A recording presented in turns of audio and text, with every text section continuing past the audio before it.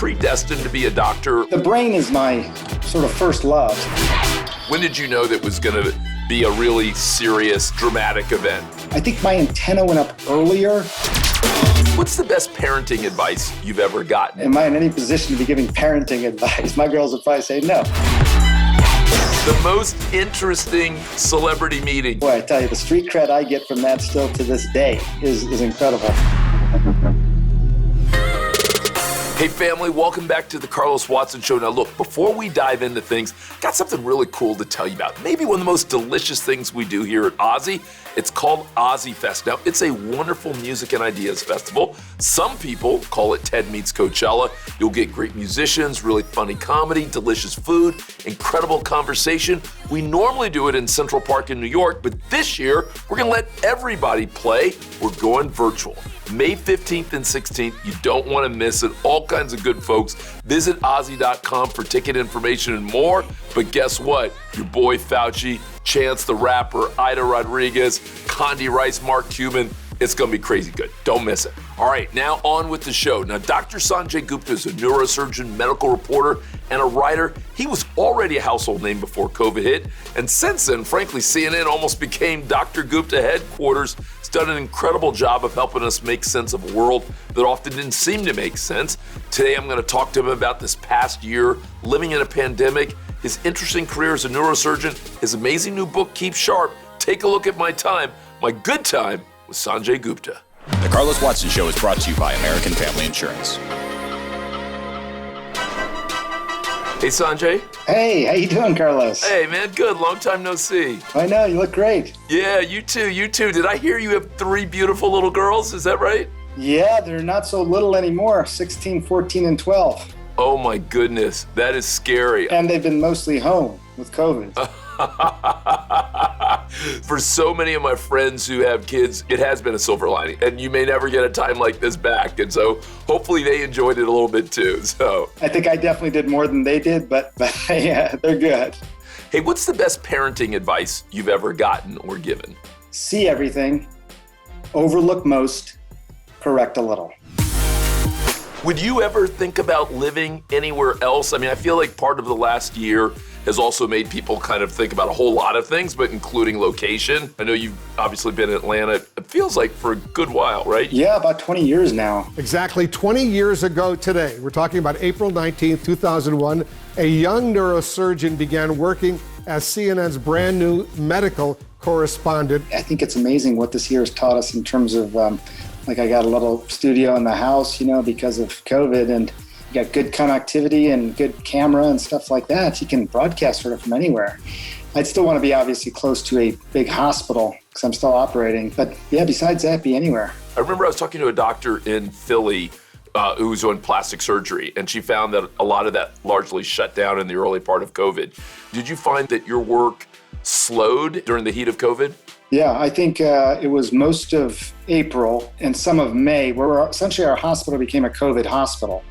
So elective operations were not happening.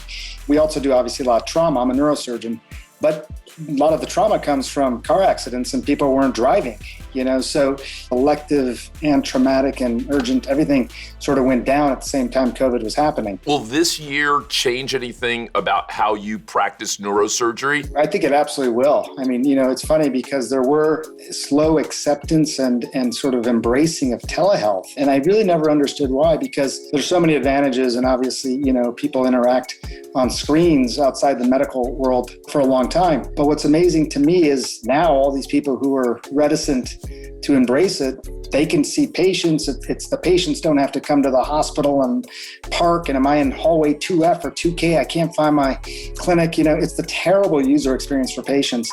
There's obviously some things you still got to come in for, but a lot we can do via telehealth.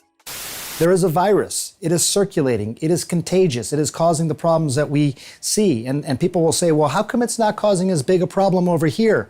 I don't know. It doesn't matter. The virus hasn't changed. When did you know that this was going to be a really serious, dramatic event? I never anticipated this. I really didn't. I think we always sort of are thinking of the 1918 flu pandemic and other smaller pandemics since then, and always wonder in the back of our minds. I mean, 1918, there was a pandemic. 1968, there was a pandemic. That's 50 years later. There's all these various sort of iterations that go into people's minds, some logical, some sort of more superstitious almost. But I've covered a lot of these stories. I was in West Africa for Ebola. I was in Vietnam and Laos for avian flu, SARS, MERS. I've covered all of these. And I think my antenna went up earlier because of that. Can you just give us a sense of how the patients are doing over there? You know, we hear from Carl about how sick have some of these patients become. This is a virus that can cause serious illness. Years from now, when you look back, what do you expect will be your 2 or 3 biggest takeaways when you think about this period? The thing I talk about with my friends when talking about this, we're not talking about there was this many cases, this many hospitalizations. You see all that in the news. But there were 2 things. How do you evaluate risk? If I tell you something is 0.5% lethal, a certain segment of the population is going to say 1 in 200 people are going to die. We better protect ourselves. Another group will say, so I'm 99.5% good. It's the same objective data, but you have to understand the subjective interpretation of that. And people's subjective interpretations is very much dependent on who they are, their lives. So you're saying that the vaccine does not prevent necessarily against infection. Are you saying that that's the case, or we haven't shown it yet? Sanjay, very good question. We do not know that as a fact. Second thing I'll tell you quickly. This is a novel coronavirus, right? Novel means something. It's new. We've never seen this before. And I really think the idea of can you actually treat something as novel, like clear your preconceived notions and even recognize that your preconceived notions can get in the way. To just say, I'm going to cast away those things and really approach this tabula rasa. You know, we don't do that since we're kids. How you behave in the midst of uncertainty, that's going to reveal who you are. But like even with this pandemic, I mean, there was a lot of uncertainty. So do you lean on the side of, we're not 100% sure, so let's just be extra careful? Or do you lean on the side of, hey, we're not sure, so why are we making a big deal about this? And you saw that play out around the world. Be fearless! We can do it! I believe in you! We can do it faster! Our home is the training ground for her dreams policy. Insure carefully. Dream fearlessly. In your mind, in one version or another, and especially with the benefit of hindsight, were you predestined to be a doctor? You know, it was interesting for me. It was kind of a serendipitous thing in some ways. I was obviously going to medical school and doing my residency. I was also very interested in health policy, and I was writing a lot of health policy papers. And I went to go work at the White House for a period of time as a White House fellow. And Tom Johnson used to run CNN. And he had come to me at some point during that time and said, what do you think about trying to talk about some of these issues on television? And I was going to come on to basically do commentary on health policy. That was it. It was the first year of the first term of W's presidency. Talk about healthcare, how it's going to change. That was it. And then 3.5 weeks later, 9/11 happens. The dust produced by the collapse of the Twin Towers is making the first responders sick, right? That's right. And I think what is different here is that the idea that it would cause some sort of illness, primarily respiratory problems, I think that's been pretty well established. What's been at odds and a bit controversial, frankly, for some time is the possible relationship between the dust and cancer. Then all of a sudden you're the doctor working at an international news network. They're probably not going to be talking about health policy for a while. Do you want to talk about some of these other things that are happening in the world? And that was sort of it. So what made you decide to write this new book on staying sharp? Well, the brain is my first love. So, you know, in some ways it's a long-standing love affair with the brain. The thing that's so interesting about music is just how much of the brain it uses. I sort of straddle these 2 worlds, right, of journalism, but also neuroscience, neurosurgery, all of that. And I constantly learning things in the neuroscience world that are really fascinating things that have not yet been translated to the lay audience. This area of blue around here, this is one of those veins that actually takes blood away from the brain. I've seen this so many times where, you know, something's developing in the scientific world, and I know it's going to take about 4 or 5 years before it really lands in the lay public world. There was really interesting things happening with regard to neurogenesis, this idea of growing new brain cells. We used to think you could only grow new brain cells basically 2 times in your life. You're a baby, your brain's still developing. and if you had some sort of injury, like a stroke or a traumatic brain injury. Now there was very clear evidence that at any age, a healthy brain could grow new brain cells. It's an audacious sort of thing. You just typically think of wear and tear happens in your body. That's aging, whatever you want to call it. But your brain can actually reliably grow stronger, sharper as you get older. So that just inspired me as I hear more and more of these researchers talk about that at neuroscience meetings. By the way, if you can grow new brain cells, how do you do it, right? That was the follow-up sort of part of the conversation. And eventually, it felt like a book. There are people in my life who would say that I could use some help getting sharp, not even staying sharp, but getting sharp. So it's good to hear there's such a thing as neurogenesis. So give me a couple things. It could be as simple as tonight when you have dinner, you're going to eat with your non-dominant hand instead of your dominant hand. It'll literally start to recruit motor function on an area of your brain that you really don't use much because we're so dominant, in my case, right-handed. If you want to pick up a new hobby, try and do something that is totally different and also maybe get you out of your comfort zone a little bit. That's going to really stimulate neurogenesis. And if you can, do something with your hands, like painting. So if you took up painting and you did it with your non-dominant hand, that would be a great way to stimulate neurogenesis. Typically, when I say I'm going to keep you sharper, you're thinking I'm going to teach you calculus, and I'm telling you to paint with your opposite hand. It's a totally different way of sort of thinking about how to sharpen the brain. If you're going to have movement for your brain, brisk activity is actually far better than intense. Why? Because when you briskly move, you tend to release these certain neurotrophic factors, which are like miracle grow for your brain. If you're intensely exercising, you're also releasing cortisol, which is a stress hormone, and that can actually block some of the good neurotrophic factors. One of the things I admire about you is I feel like over the last decade, you've challenged conventional wisdom in medicine in a way that's had value. And I credit you as being the tipping point on the question around marijuana. Cannabis can help treat pain. That is a consensus. It can treat the withdrawal when people are trying to come off of opioids. That is a fact. I thought it allowed a lot of people who felt strongly about something to actually reevaluate it because someone they trusted told them that they had thought deeply about it and it ended up in a new place.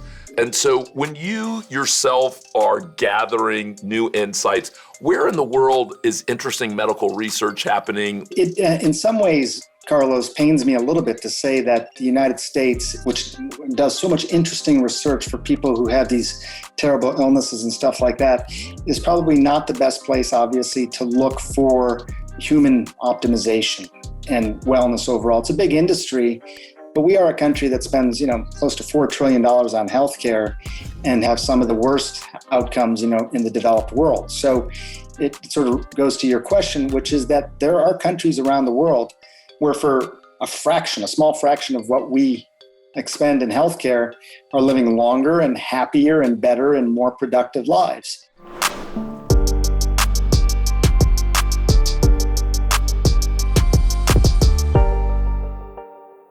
Dreaming fearlessly, what's the best advice you'd give to young Sanjay about dreaming fearlessly and bringing those dreams alive? Don't be so shy. Don't be worried about how people might perceive you. I've lost enough self-consciousness to tell you that I was once self-conscious. I don't think I could have even admitted it, 10, 15 years ago. And now, I cared too much about certain things that I shouldn't have cared about. I think the biggest thing I would tell myself, though, is you going to run in place or are you going to run forward? Are you just here to take up space on this planet and this gift of life, or are you going to do something with it? Well, I'm not trying to prove anything. I've been given this gift of life. So I would tell young Sanjay, you got the gift of life, do something with it. Did you have a tipping point moment? Did you have, in your mind, an inflection point in this life that freed you to appreciate it in the way that you're just describing? There were a confluence of things probably around the time, late 30s, early 40s, where I just said, stop running in place. We're all going to die. I mean, I'm not saying that in sort of fatalistic sense, but if we could live forever, I think we would evaluate things very differently, obviously. We would be probably a lot more careful. But I'm telling you, you're not going to, so enjoy the gift. Sanjay, I know a couple years ago, President Obama was new in office and was interested in you joining him as Surgeon General, and I know you thought about that for a little bit. Now you're a decade plus on, and clearly I hear you as someone who's thinking about policy. Have you thought about running for office or accepting a cabinet appointment? I love public service. I would definitely get back into public service. I don't think I would run for office. I really salute the people who do that. I think it's such a huge endeavor. I'm still a doctor. I still practice medicine. And Surgeon General, I would not have been able to continue to practice surgery, which I don't know. I just found that ironic. I don't know. It's like I am a surgeon, but I cannot be the Surgeon General. Most of the people who had taken the job in the past were either not surgeons or they were retired. So it just wasn't the right time. But I would have absolutely taken it otherwise, and I would love to get back into public service. Sanjay, let me finish up with a little rapid fire, if you don't mind. Okay. Your favorite book? Cutting for Stone. It's just one of these epic tales that's written by a doctor, and it tells the saga of his life growing up in Africa, moving to the United States, the differences in the medical establishment between these places. Most beautiful place you've ever been to? I would probably say Goa, India. Goa is one of my favorite places in the world. East side or west side? Were there rave parties there, or was it like more casual? I initially was in the wrong part of town, and then I moved closer to the rave parties. And the group of friends I was with, we tried to leave 3 times, and every time we thought about leaving, we realized where else were we going to go that was better. I love how you say we were on the wrong side of town. And then we went to the rave side. All right, the most interesting celebrity meeting you've ever had? Dave Chappelle. There was some mutual friend I had mentioned I really liked the guy who was coming to town. And they connected us. He texted me. I said, come over to the house. And he said, all right. He came over, and boy, I tell you, the street cred I get from that still to this day is incredible. Hey, close me out. What's your karaoke song? I don't sing this well, but it would absolutely be Mr. Brightside by the Killers. It's just the price I pay. Destiny is calling me. Oh, I love that. It's me. It's my personality. Not all the lyrics, but just the idea of the song. I am the eternal optimist. We're going to have you at Ozzy Fest singing that. I can see it now. It's going to be good. We're going to have you there. We're going to have a good time. Hey, Sanjay, thank you so much for doing this. It was nice to see you, and I really appreciate you taking all this time, and congrats, of course, on the book. Thank you for having me. Demetra? Yeah? Come on down.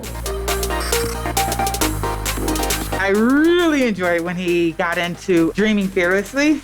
And he's just like, I've been given this privilege called life. Like, I gotta live it, Christina. When you asked him about COVID, I thought he was gonna go into more of a scientific explanation, but I was surprised that he said it's less about the virus, but more about like how humans evaluate risk. Eli, come on in there. Occasionally, we get a guest where they have just one sentence that flips how I go through the world. See everything, overlook most, and correct a little. I am taking that home with me, and that is going to be my new mantra for raising my kid. It was just, that was a light bulb moment for me. Hey, I really hope you enjoyed Dr. Sanjay Gupta. I've known him for, almost 20 years? And what profound advice on parenting. I love what he said. Really appreciate what he said about kind of seeing the world freshly. I hope I do that as well. All right, listen, I hope you're enjoying the show. If you are, don't forget to hit the subscribe button. In fact, go one better. Check out our podcast. Something pretty special there. Hope to see you soon.